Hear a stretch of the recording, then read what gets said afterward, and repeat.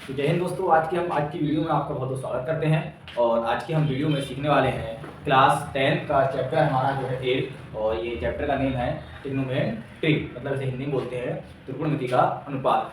देखिए स्टूडेंट, ये जो हमारा चैप्टर है ये 8 नंबर का है।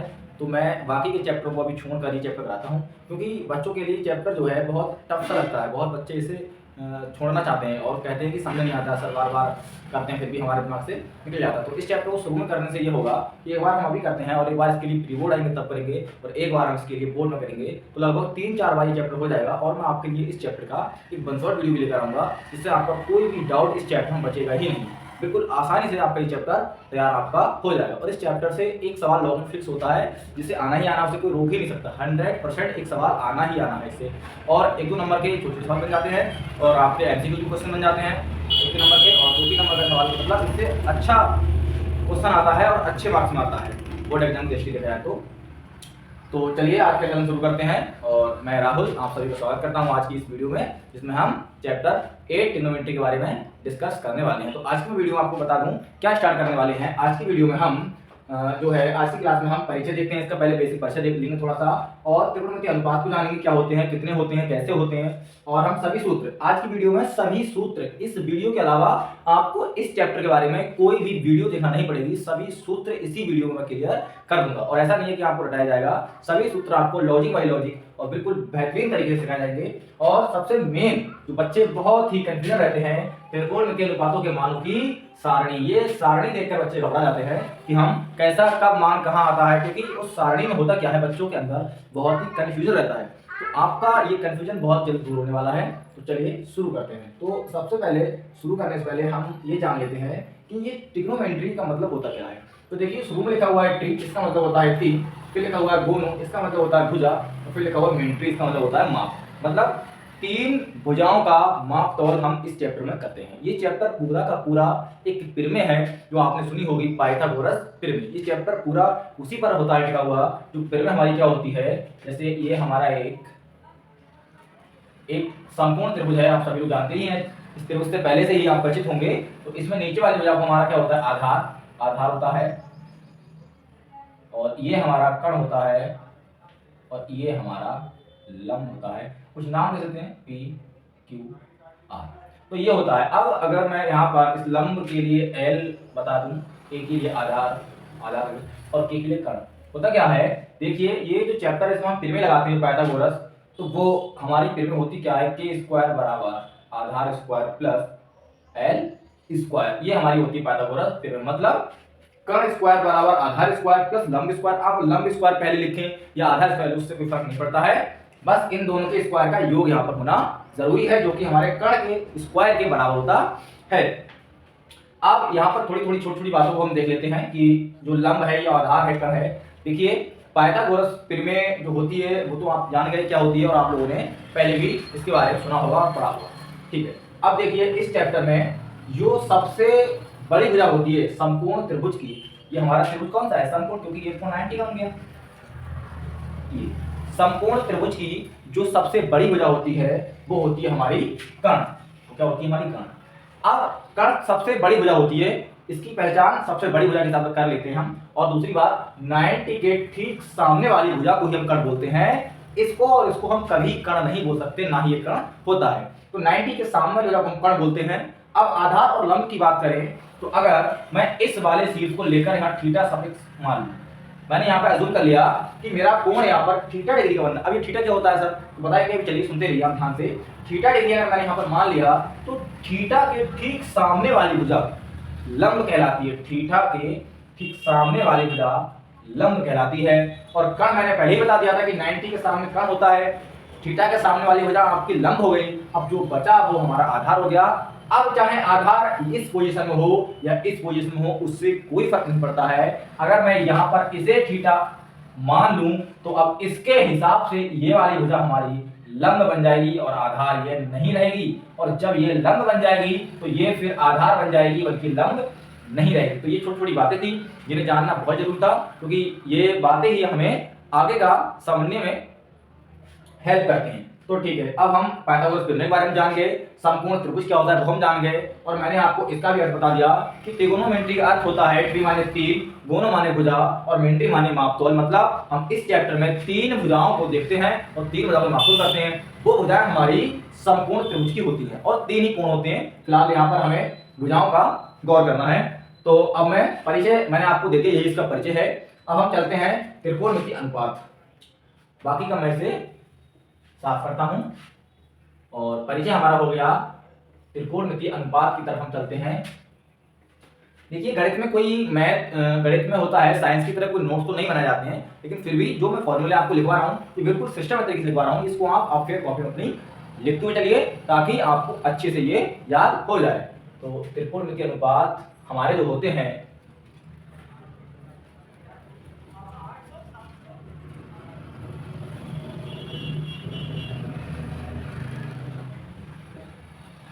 त्रिकोणमितीय अनुपात की जो है वो होता है, हो गया त्रिकोणमितीय अनुपात हमारे 6 होते हैं। 6 अनुपात होते हैं। साइन थीटा दूसरा, कॉस थीटा तीसरा, टेन थीटा चौथा, कॉट थीटा पांचवा, सेक थीटा और लास्ट जो हमारा होता है वो कॉसेक थीटा होता है। ये हमारे, अब आपको ये बहुत अजीब अजीब से वर्ड लगते होंगे, लेकिन यही हमारे त्रिकोणमिति के 6 अनुपात होते हैं।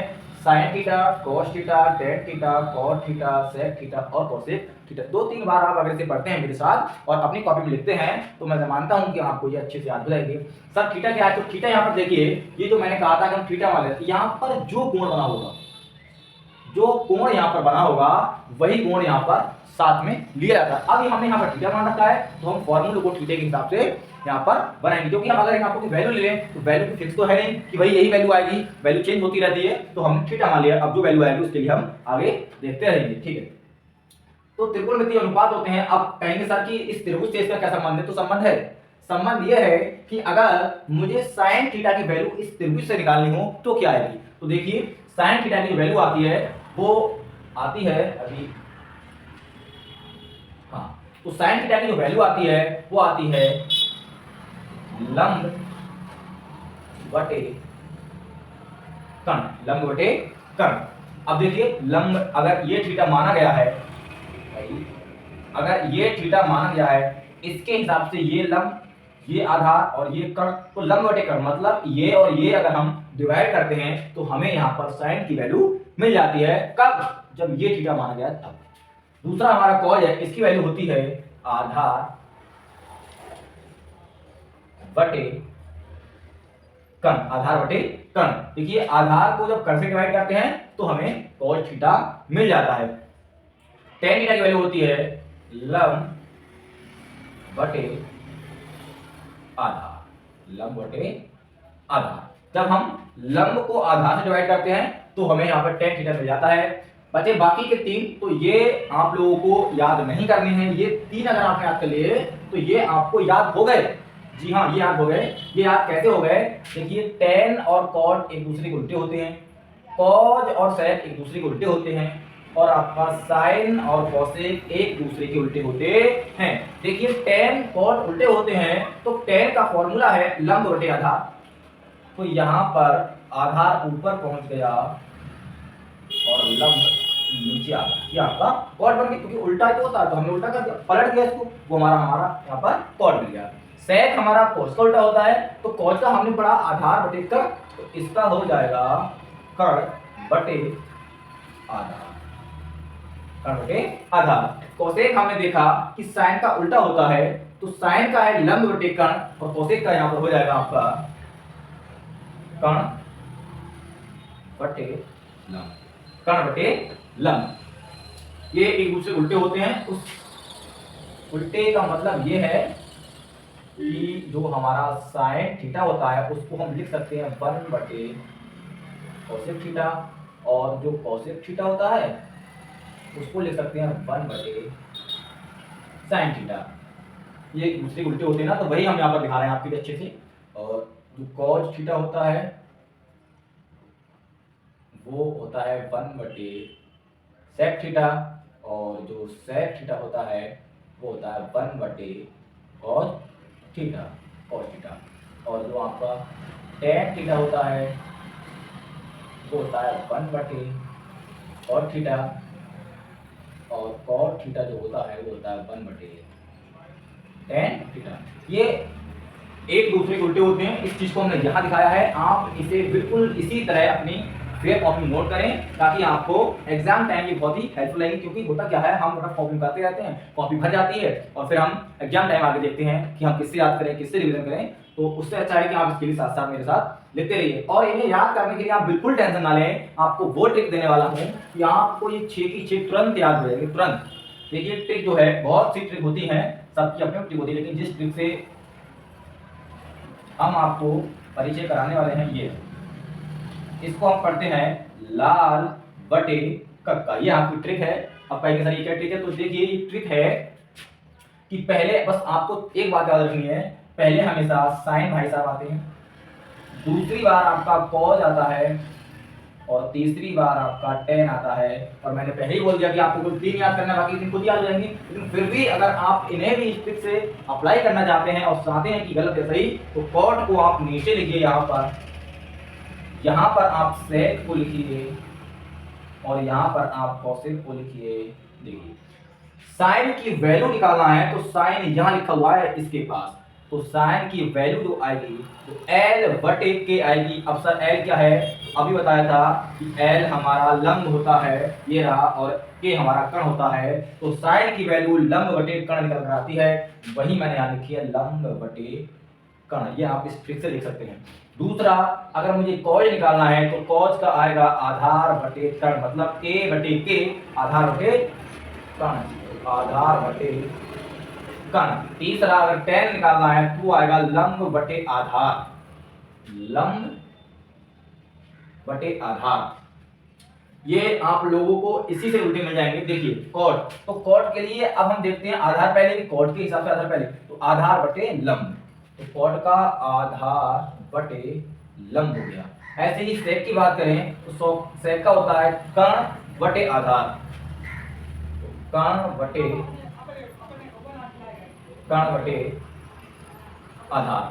कॉसेक की बात करें तो कर्ण/लंब,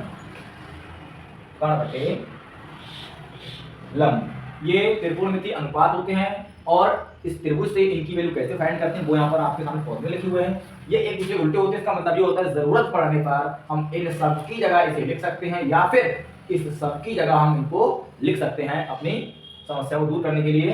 तो अब आप इसे फटाफट नोट डाउन करिए। या अब हम क्या करते हैं, ये आप लोगों ने लिख लिया होगा, इसे हम साफ करते हैं और अगले फॉर्मूले पर चलते हैं। ये बहुत बेसिक फॉर्मूले थे जो मैंने आपको बता दिए। अब हम सूत्रों की बात करें अगर, तो सूत्रों की बात करें हम इस चैप्टर में तो ज़्यादा नहीं है। अगर आप जो मैं यहाँ लिखवाता हूँ, अगर आपने वही सूत्र अच्छे से याद कर लिए तो मान के चलिए इस चैप्टर में कोई क्वेश्चन या कोई सूत्र या कुछ भी बचा ही नहीं, आपने पूरा तैयार कर लिया। तो पहले सूत्र मैं लिख लेता हूँ। देखिए साइन 90 माइनस थीटा ये फॉर्मूला होता है। अब ये आपको सवाल कैसे मिलेगा, तो जब आप इस फॉर्मूले से सवाल करोगे तब आपको अच्छे से समझ आ जाएगा ये फॉर्मूला कहाँ पर अप्लाई कैसे होता है। लेकिन अभी आपको याद करने के लिए मैं यहाँ पर लिखता हूँ। देखिए साइन 90 माइनस थीटा, अगर कहीं इस तरीके का फॉर्मेट है तो उसकी जगह हम लिख सकते हैं कॉस थीटा। जो यहाँ रहता है वही यहाँ आता है, यहाँ 10 तो यहाँ भी 10, यहाँ 50 तो यहाँ भी 50, मतलब जो यहाँ है वही आएगा, और यहाँ पर ये 90 ही होना चाहिए। दूसरा tan 90 माइनस थीटा जो होता है ये होता है कॉस थीटा। तीसरा sec 90 माइनस थीटा होता है ये होता है कोसेक थीटा, कोसेक थीटा। अब देखिए यहाँ पर आप कहोगे साइन का उल्टा हमें कोसेक बता देंगे, कॉस कैसे आ गया, ये फॉर्मूले में कॉस ही है, तो आपको ये याद कर लेना है। मान लीजिए आप याद करने के हिसाब से कि अपना अपने लिए काम नहीं आता है, तो साइन का उल्टा कोसेक था, अब उसके काम नहीं आया तो फिर इसमें कॉज को काम में ले लिया, और जब इसने कॉज को काम में ले लिया तो सेक की किताब में कॉज आना चाहिए था, लेकिन कॉज वहां चला गया, इसलिए कॉसेक यहाँ पर काम आ गया। बाकी ये आपका उल्टा जो रहता है वही है। अब ऐसे ही हम अगर यहाँ लिखें कॉज थीटा, तो भाई साइन के काम कॉज आया है, अब कॉज के काम साइन आएगा। ये होता है हमारा साइन थीटा, ये होता है हमारा टेन थीटा, और ये होता है हमारा सेक थीटा। ये 6 फॉर्मूले हैं, फटाफट आप लोग नोट डाउन करिए। चलिए आगे देखिए, इसे मैं साफ करता हूं। बस 3 प्रॉपर्टी आपको और याद कर लेनी है, उसके बाद आपका फॉर्मूले खत्म, और त्रिकोणमितीय अनुपात सारणी है उस पर हम डिस्कस करेंगे। तो मैंने अभी आपको दिखाई थी पाइथागोरस थ्योरम क्या होती है। भाई पाइथागोरस थ्योरम हमने बताई थी, वो होती है कर्ण का स्क्वायर बराबर लंब का स्क्वायर प्लस आधार का स्क्वायर, आधार का स्क्वायर। मैं आपको एक ही फॉर्मूला यहाँ पर केवल घटाना नहीं है, आपको फॉर्मूला कहाँ से आया वो बता रहे हैं। देखिए ये त्रिमेय होती है भाई, कर्ण स्क्वायर बराबर लंब स्क्वायर प्लस आधार स्क्वायर। आप देख रहे हैं कि इस त्रिमेय में 3 लोग शामिल हुए हैं, पहला कर्ण, दूसरा लंब, तीसरा आधार। आप इस पूरी एक लाइन के लिए एक एक बार इससे भाग कर दीजिए, दूसरी बार इससे भाग कर दीजिए, और तीसरी बार इससे भाग कर दीजिए, फॉर्मूले अपना निकल के आपके सामने आएंगे। अगर ये पूरी लाइन के लिए मैं कर्ण से भाग करूं तो केवल कर्ण से नहीं होगी भाई, कर्ण स्क्वायर से होगी, क्योंकि कर्ण स्क्वायर ऊपर है इस चक्कर में। यहाँ पर भी मुझे कर्ण से ही भाग करना पड़ेगी, क्योंकि मैंने यहाँ पर करी है, और यहाँ पर भी हमें कर्ण से ही भाग करना पड़ेगी, बल्कि कर्ण स्क्वायर भाग करना पड़ेगी। देखिए ये तो हमारा कट पिट गया, 1 बचेगा। यहाँ पर लंब, अब देखिए 1 बराबर जो बनना है वो L/K का होल स्क्वायर, यहाँ पर हमारा बनना है A/K का होल स्क्वायर। 1 बराबर, देखिए L/K क्या पड़ा था, L/K लंब बटे कर्ण पड़ा था क्या, L/K क्या साइन पड़ा था, जी हाँ पड़ा था। तो हम L/K मतलब लंब बटे कर्ण की जगह साइन थीटा तो लिख ही सकते हैं ना। तो देखिए L/K की जगह हमने लगा दिया यहाँ पर साइन थीटा, और ये आपका स्क्वायर। ऐसे ही यहाँ लिखा है A/K, तो A/K हमने इसे कॉज पढ़ा था, कॉज, तो कॉज थीटा, और ये आपका स्क्वायर। तो फॉर्मूला बन गया साइन स्क्वायर। ये स्क्वायर बेटा थीटा पर नहीं बल्कि इस अनुपात पर आता है यहाँ पर इस तरीके से। तो sine square theta plus cos square theta बराबर 1। पहला फॉर्मूला आपने लगा लिया, और इस फॉर्मूले की मैं क्या बात करूं, ये फॉर्मूला भाई बिल्कुल इस चैप्टर के लिए देखा जाए तो लॉन्ग क्वेश्चन इस फॉर्मूले से बचता ही नहीं है। ये फॉर्मूला लॉन्ग क्वेश्चन में लगता ही लगता है। एक मिनट मैं मार्कर पे इंक डाल देता हूँ। ये जो फॉर्मूला है ये इतना इम्पोर्टेंट फॉर्मूला है कि बहुत ज़्यादा। अब हमने एक बार कर्ण से भाग कर दी, और मैंने कहा था एक बार आपको लंब से करना, एक बार आधार से। तो अब हम इधर इसी को लिखते हैं फटाफट। अभी हमने कर्ण से करी थी, अब हम लंब से करते हैं। लंब स्क्वायर, यहाँ पर भी लंब स्क्वायर, और यहाँ पर भी लंब स्क्वायर। देखिए ये बन गया आपका K/L का होल स्क्वायर, और ये बराबर से बराबर कट गया, 1 बचा। ये आपका A/L का होल स्क्वायर। सॉरी देखिए ये KL और A समझ तो आ रहा है ना, ये कर्ण होता है, ये लंब होता है, और A आपका आधार होता है। देखिए K/L अगर मैं लाल बटे कक्का की बात करूं तो यहाँ पर K/L देखिए भाई, K ये रहा और L ये रहा, मतलब K ऊपर आ रहा है L नीचे आ रहा है। अगर L ऊपर आता है और K नीचे आता है तो साइन होता है, लेकिन K ऊपर L नीचे, तो यहाँ पर हमने क्या लिखा था, कोसेक लिखा था, कोसेक थीटा।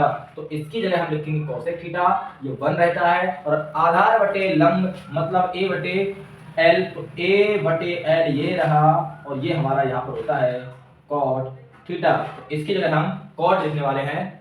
तो दूसरा फॉर्मूला निकल कर आ रहा है हमारा, वो क्या है कि इसकी जगह हम क्या लिख रहे हैं, कोसेक कोसेक स्क्वायर, स्क्वायर लगाया ना तो स्क्वायर थीटा, थीटा भाई आपका जो एंगल में आपने माना होगा वही, और यहाँ आपका 1 चल रहा है बराबर में प्लस, इसकी जगह हम लिखेंगे cot theta, cot square theta, square लगाया ना तो स्क्वायर यहाँ पर लगेगा। आपका दूसरा फॉर्मूला बनकर तैयार हो गया है। तीसरा फॉर्मूला हम देखते हैं।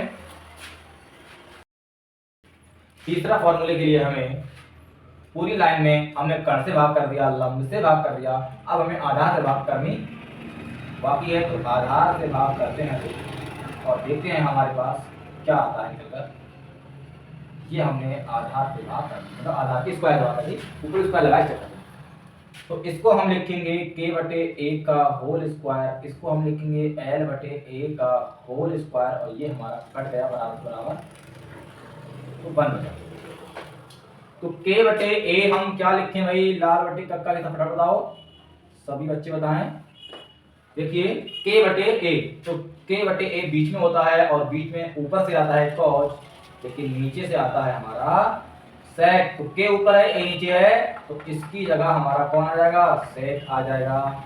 और यहाँ पर l ऊपर a नीचे, तो l ऊपर a नीचे, तो l ऊपर a नीचे लास्ट वाला है, इसको हम ऊपर से क्या लिखते हैं tan, तो l/a हमारा क्या होता है tan, तो यहाँ पर हम tan थीटा लिखेंगे। तो फॉर्मूला बन गया, फटाफट देखिए बच्चे, तीसरा फॉर्मूला हमारा बनकर तैयार हो गया, जो कि हुआ sec स्क्वायर थीटा बराबर tan स्क्वायर थीटा प्लस का 1। ये आपका तीसरा फॉर्मूला बनकर तैयार हो गया। और ये 3 ही फॉर्मूले इसमें मोस्ट इंपोर्टेंट हैं, और अब इन्हें आप अपने हिसाब से लिख सकते हैं।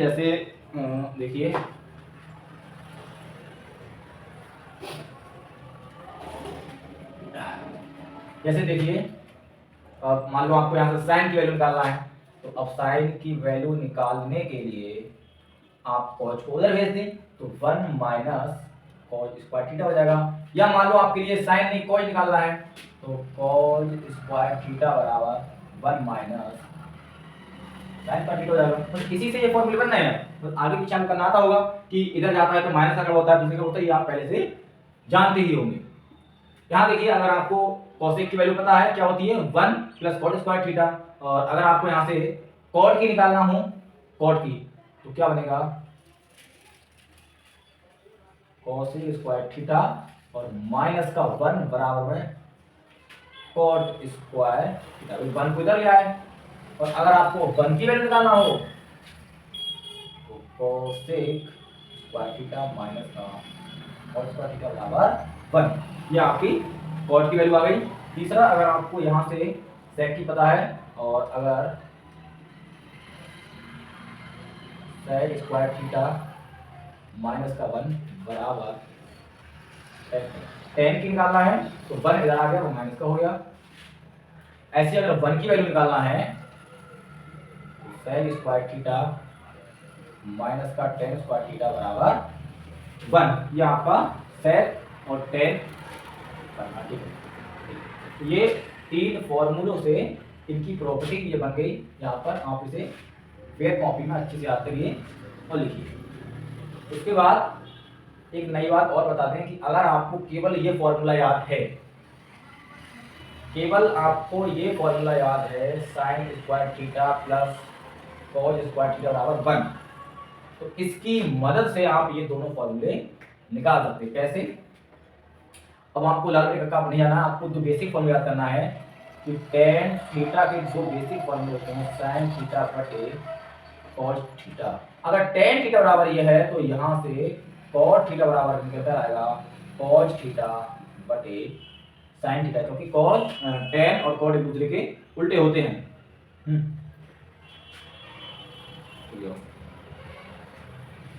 अब देखिए, आप एक बार ये फॉर्मूले में बोलोगे तो साइन और एक कॉस 1 है, लेकिन उसे छोड़िए, 1 से भाग करने फर्क ही नहीं पड़ेगा, तो 1 से भाग नहीं करना है ना, हमें एक बार इस फॉर्मूले में साइन से भाग कर देना है, एक बार कॉस से। ये फॉर्मूले आपको वापस मिल जाएंगे, आप उस तरीके से निकालें जो मैंने अभी बताया था, या फिर आप केवल ये फॉर्मूला याद कर लें और इसी फॉर्मूले से ये दोनों निकाले। तो कैसे निकालते हैं जरा देखते हैं। इस फॉर्मूले में अगर मैं साइन से भाग कर दूं, भाई साइन स्क्वायर थीटा लिखा है तो स्क्वायर से करना कंपलसरी है, और यहाँ पर भी बराबर 1। मैंने साइन स्क्वायर थीटा से पूरी लाइन में भाग करी तो देखिए बराबर हो गया, कट गया, 1 बचा, प्लस कॉस ऊपर साइन नीचे तो क्या बनता है, कॉस थीटा बटे साइन थीटा का होल स्क्वायर बराबर 1। एक मिनट गलती होगी भाई, भाग तो यहाँ पर भी होगी, साइन स्क्वायर थीटा की भाग तो यहाँ पर भी होगी। देखिए साइन नीचे है और हमने फॉर्मूला पढ़ा था क्या, ये कि अगर हम ऐसा लिखा हुआ देखते हैं कोसेक थीटा बराबर अगर हम लिखा हुआ देखते हैं 1 बटे साइन थीटा, इसकी जगह हम कोसेक लिख सकते हैं। तो देखिए 1 बटे साइन लिखा हुआ है, इसकी जगह हम कोसेक लिख सकते हैं। स्क्वायर लगा है इसलिए स्क्वायर हमने लगा दिया। इसे देखिए बीच वाले के लिए हम क्या करते हैं, कॉस ऊपर साइन नीचे तो कॉस ऊपर साइन नीचे, ये रहा फॉर्मूला मैंने अभी बताया था, कॉस ऊपर साइन नीचे तो कॉट आता है कॉट, तो कॉट स्क्वायर थीटा बराबर ये। आप यहां पर देख पा रहे होंगे कि दूसरा फॉर्मूला निकलकर आ गया, कोसेक भी है बराबर 1 प्लस कॉट स्क्वायर थीटा है तो 1 प्लस कॉट स्क्वायर थीटा है। यहां से ये आपका दूसरा फॉर्मूला निकलकर तैयार हो गया। एक बार इसी लाइन को साइन से कर दिया, अब कॉस से कर दीजिए और तीसरा फॉर्मूला आपके सामने आ जाएगा। इसी लाइन को कॉस से करना है, साइन स्क्वायर थीटा बटे cos square theta plus cos square theta बटे कॉस स्क्वायर थीटा बराबर 1 बटे कॉस स्क्वायर थीटा। देखिए साइन बटे कॉस, साइन बटे कॉस आपका tan होता है तो इसको हम tan स्क्वायर थीटा लिखेंगे, प्लस ये बराबर से कट गया तो 1 लिखेंगे बराबर सेक सॉरी हमने फॉर्मूला पढ़ा था कि सेक थीटा बराबर 1 बटे कॉस थीटा। कॉस नीचे तो हम क्या लिख सकते हैं, सेक, मतलब 1 बाई कॉस को हम सेक लिख सकते हैं। अभी मैंने आपको बताया था तो पहले आपको लिखा हुआ, तो 1 बाई कॉस को हम सेक स्क्वायर थीटा। और आप देखिए तीसरा फॉर्मूला आपके सामने है, sec square theta 1 plus tan square theta, ये आपके फॉर्मूले के आ गए। तो आप जैसे चाहे वैसे याद कर सकते हैं। ये फॉर्मूला आपका ये रहा, और ये दोनों फॉर्मूले आप इन्हीं फॉर्मूलों के साथ नोट डाउन कर लें, इंपोर्टेंट फॉर्मूले हैं, इंपोर्टेंट। tan थीटा बराबर साइन बटे कॉस और cot थीटा बराबर cos बटे साइन। और अब आपके लिए कोई फॉर्मूला नहीं बचा, केवल त्रिकोणमितीय अनुपात की सारणी बची है। बस ये फॉर्मूले हैं 3, इन्हीं से मैंने इन्हें बनाया है और इन्हें बनाया है, और इनके अलावा ये 2 फॉर्मूले, बस यही फॉर्मूले हैं आपके, और जो पहले लिखवा दिए मैंने वो, इन्हीं को आप तैयार कर लें। ये तो मैंने फॉर्मूले को केवल बनाना सिखाया कि आपको याद नहीं रहे तो आप कैसे बना सकते हैं। सारणी, अब हम त्रिकोणमितीय अनुपातों को मानो की सारणी यहाँ पर लिखते हैं। तो भाई जैसे जैसे बना रहा हूँ ऐसे ही बनाने की प्रैक्टिस कीजिए, एक बार में समझ में आ जाएगी।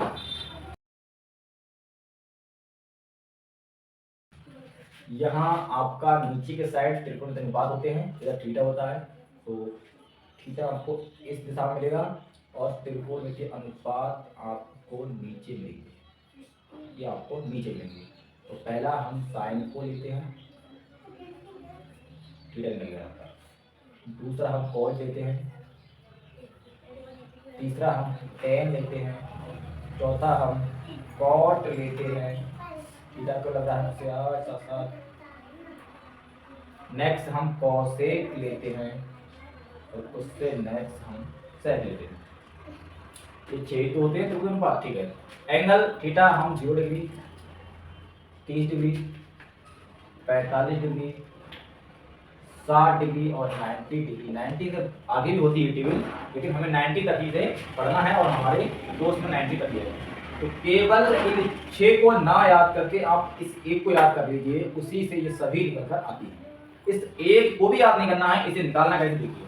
अगर आपको साइन की वैल्यू निकालना है, साइन 0 की क्या होती है, साइन 30 की क्या होती है, साइन 45 की क्या होती है, साइन 60 की क्या होती है और साइन 90 की वैल्यू क्या होती है, तो आपको केवल ये वैल्यू निकाल लेना है और इसी की मदद से आप बाकी की सब वैल्यू को बहुत अच्छे से निकाल सकते हैं। तो साइन की एक लाइन हमें निकालना है, तो कैसे निकालना है, क्या करिए आप, सबसे पहले गिनती सबको याद होती है, लिखिए 0 1 2 3 4, पूरी लाइन में लास्ट में कितना है 4, इसीलिए पूरी लाइन में 4 से भाग कर दीजिए, 4 से भाग, 4 से, 4 से और यहाँ पर भी 4 से। इतना काम करने के बाद पूरी लाइन पे अंडर रूट चला दीजिए फटाफट, ये अंडर रूट, अंडर रूट, बस इतना काम हो गया। समूह आपकी टेबल बनके तैयार हो गई। अब हम क्या करते हैं, जीरो से किसी को भाग करते हैं, जीरो ही आता है, और जीरो का बाहर भी हमारा जीरो ही निकलता है। ऊपर 1 है तो 1 का बाहर 1 ही आता है, नीचे 4 है, 4 का बाहर 2 आता है। यहाँ पर आ जाइए, ऊपर 2 है तो बाहर नहीं आएगा, नीचे है 4, 4 का बाहर 2 आएगा। ऊपर देखिए यहाँ पर अंडर रूट 3 का बाहर नहीं आएगा और 4 का बाहर 2 आ जाएगा। यहाँ पर 4 से 4 कट गया, 1 बचा, और 1 का बाहर 1 ही आता है। देखिए तो वैल्यू क्या मिली, इतना आपने कर लिया। उसके बाद मतलब साइन 0 की जो वैल्यू आती है वो आपकी आती है 0। साइन किसकी वैल्यू आती है, वो आती है 1/2, 1/2। साइन 45 की वैल्यू आती है, वो आती है अंडर रूट 2/2, अंडर रूट 2/2। देखिए इसको मैं क्या लिख सकता हूँ, अंडर रूट 2/2 को हम लिख सकते हैं इस तरीके से, इस तरीके से। इस 2 को मैं ऐसे लिख सकता हूँ, ये हम पहले ही पढ़ चुके हैं। तो 1 से ये कट जाएगा, ऊपर बचा 1 और नीचे बचा। ये हमारी साइन 45 की वैल्यू आती है 1/√2। इसकी वैल्यू होती है √3/2 और इसकी वैल्यू होती है 1। देख लीजिए, साइन 0 की वैल्यू 0, साइन 30 की वैल्यू 2, साइन 45 की वैल्यू √1/√2 और साइन 60 की वैल्यू √3/2, साइन 90 की वैल्यू 1। साइन की निगेटिव काम खत्म, सभी वैल्यू अपना मिल जाती है। कैसे, देखिए कॉस निकालना है तो उल्टा कर दीजिए, उल्टा कर दीजिए, उल्टा, बस 1 पहले 1 लिख दो। उसके बाद ये संख्या है तो उसको यहाँ पर लिख दो। उसके बाद ये संख्या है तो ये यहीं पर आ जाती है। उसके बाद ये संख्या है, ये यहाँ पर आ जाती है, और ये संख्या मतलब 0 यहाँ पर आ जाता है। यहाँ पर लेकर आ गया कॉस। अब आती है बारी tan की। तो tan के लिए मैंने आपको फॉर्मूला दिया था, tan थीटा बराबर होता है sin थीटा बटे cos थीटा। अगर मैं sin को cos से भाग कर दूं तो यहाँ पर tan मिलता है। sin ऊपर होना चाहिए, cos नीचे, तो क्या मिलता है, tan मिलता है। तो sin की वैल्यू ऊपर है, cos के नीचे भाग करते जाइए तो tan आपको मिलता जाएगा। देखिए अगर आपको 0 को 1 से भाग करना है तो 0 ही आता है, क्योंकि ऊपर अगर कोई 0 है, नीचे कोई नंबर है तो उसकी वैल्यू जो आती है वो 0 ही आती है, इसलिए 0। यहाँ पर देखिए 1/2 को भाग करना है √3/2 से, तो 1/2 भाग √3/2। यहाँ पर 2 से 2 कट जाएगा, ऊपर बचा 1, नीचे बचा √3, तो 1/√3। यहाँ पर दोनों बराबर हैं, भाग करेंगे कट जाएगा तो हमारा 1 बचेगा।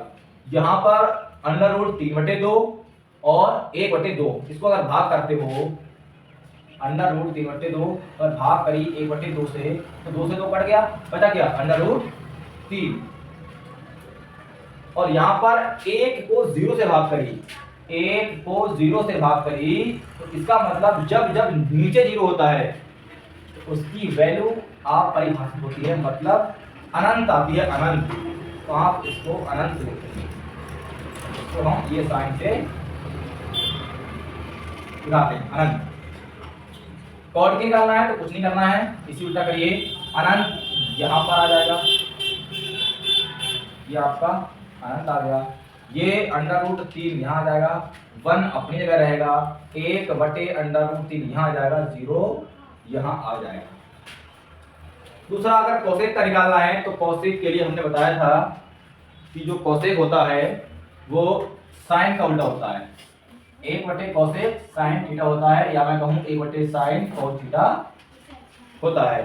देखिए अगर मुझे कोसेक की वैल्यू निकालना है तो 1/साइन थीटा, मतलब साइन की वैल्यू को नीचे रखो और कोसेक मिल जाता है। सीधा तरीका है, आप इन वैल्यूओं को बटे में 1 लगाकर पलटते जाइए, आपस में पलटते जाइए तो कोसेक मिलता जाएगा। देखिए 0 के बटे में हमने 1 माना और पलट दिया तो क्या बन गया, ये बन गया। पलटते ही ये बन गया तो नीचे 0 हो गया, ऊपर 1 हो गया, इसलिए इसकी वैल्यू अनंत आती है, क्योंकि नीचे 0 होता है, आप परिभाषित रहता है, इसीलिए वैल्यू 0 आती है। आप इसको पलटेंगे जैसे ही इसे पलटेंगे तो एक नीचे आ जाएगा, दो ऊपर। तो नीचे एक होगा, उसकी कोई वैल्यू नहीं होती है, मतलब नीचे लगा मतलब वो बटे में रहता है, और ऊपर का दो हमने लिख दिया। इसे पलटते ही √2 आता है, और इसे पलटते ही 2/√3 आता है, और इसे पलटते ही 1 का 1 रहता है। अगला हमारा है सेक। तो सेक की वैल्यू निकालने के लिए उल्टा करिए, उधर से उल्टा, फिर से 1 पहले, फिर 2/√3 बाद में, ये √2 यहाँ पर, ये 2 यहाँ पर, और ये अनंत यहाँ पर। और आप देख सकते हैं मैंने केवल इस साइन की मदद से सभी वैल्यू को यहाँ पर निकाल दिया है, और इसी तरह आप निकाल सकते हैं। अब इस वीडियो में हमने उन सारे फॉर्मूले, उन सारे टॉपिक को कवर कर लिया जो इस चैप्टर के लिए मोस्ट इंपोर्टेंट है। इसके अलावा कोई फॉर्मूला या कोई टॉपिक ऐसा मुझे नहीं लगा जो आपको बताना चाहिए। बाकी जो छोटा छोटा होता है हिंट वगैरह, वो आपको क्वेश्चन करते समय दे दिए जाएंगे। अब अगली वीडियो का आप इंतजार करें। अगली वीडियो में हम एक्सरसाइज 8.1 लेके आने वाले हैं, और उससे पहले हम एग्जाम्पल कराएंगे।